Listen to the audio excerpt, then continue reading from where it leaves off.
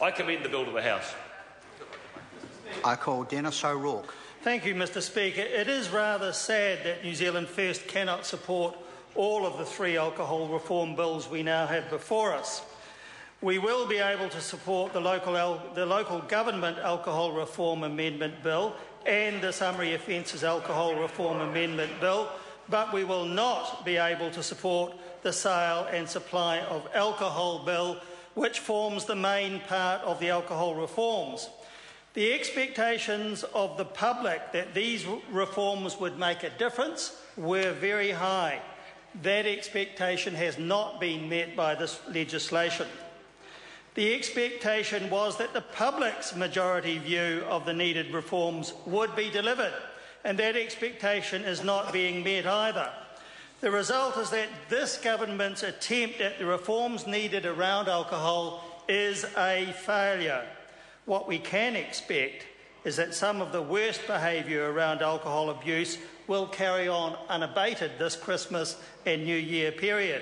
What we can expect is that the drinking culture amongst the young will get worse and not better.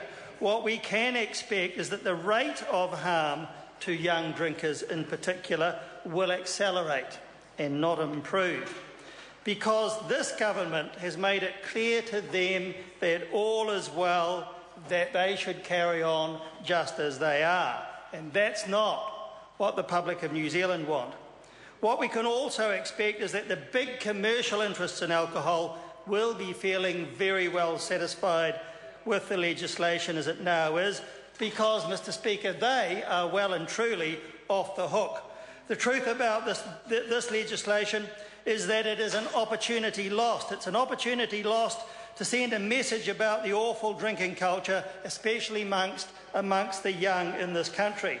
It is an opportunity lost to introduce some real controls around the most dangerous forms of alcohol products. It's even an opportunity lost to warn people on labels on alcohol about the real dangers of it, especially with regard to pregnant women. There are some good things in the 3 bills, though, but not nearly enough to save the legislation as a failed and weak attempt at reform. One of the areas where some progress is made is in the better empowerment of local authorities to make bylaws and to establish local alcohol policies. The provisions for LAPS are welcome, and LAPS have a capacity to make a large contribution to alcohol control in New Zealand because they will reflect local issues and local attitudes. Mr Speaker, however, these should be mandatory in the legislation and not just discretionary. And this shows again the weakness of the government's proposed legislation. There are some better controls around supermarkets, dairies and grocery stores, and those are also welcome to clarify the law, but these too have been weakened when more restriction was indicated. But, Mr Speaker, there are really 2 great blunders in this attempt at alcohol reform. The first, of course, is the failure to return the age for purchasing alcohol to 20 years. Only New Zealand First voted as a party on that, and we voted to return it to 20 years. It was clearly what the vast majority of New Zealanders wanted. Increasing the purchase age would have made alcohol harder to get for young people. It would have meant less consumption by that age group. It would have given them a good signal that they need to change, but that opportunity has been lost. Mr Speaker, the second failure is the failure to deal with the problem drinks, the RTDs. These sweet, easy-to-drink RTDs and similar drinks are well known to be very harmful because large quantities can be consumed, especially, of course, by young people. Sugar levels are very high. They make the drinks very attractive. These drinks have at least 5% alcohol and in many cases a lot more. They can be treated by young people as though they were soft drinks, and they lead too easily to intoxication.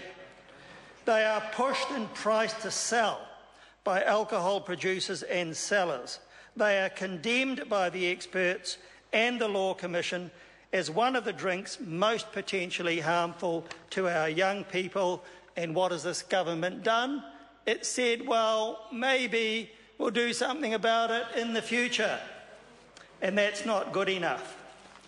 Drinks with more than 5% alcohol of this kind should be covered by this legislation and should be prohibited. That would have been the most effective thing we could do as part of these reforms. This government has totally abdicated its responsibility to act effectively in this way. Instead, it has sold out to big alcohol industry players, which have twisted the government's arm, and in so doing, the government has also sold our young people down the river, a river of bad alcohol and bad habits.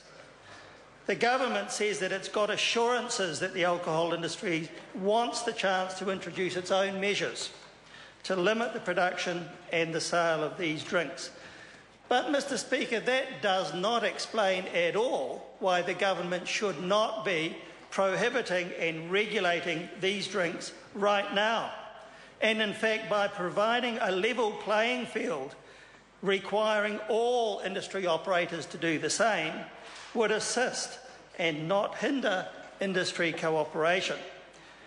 And the industry, in any event, cannot be trusted to do the right thing without regulation, otherwise they would have done it well before now.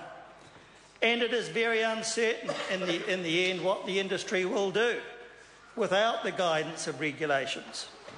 It is, as we all know, actually the government's job to propose legislation and regulation. It is not a matter for the alcohol industry to do so. And there is no need for the government to wait and see whether the alcohol industry will act appropriately. It should just pass the necessary measures right now to restrict or prohibit RTDs, the biggest single alcohol problem in this country for young people.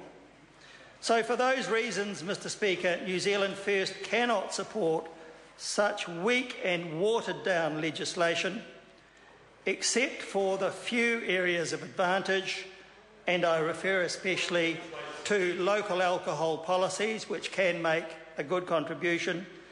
New Zealand First has no choice but to vote against the sale and supply of alcohol bill. Mr. Speaker, New Zealand deserves a lot better than this, but this government is not capable of it. I call Dr.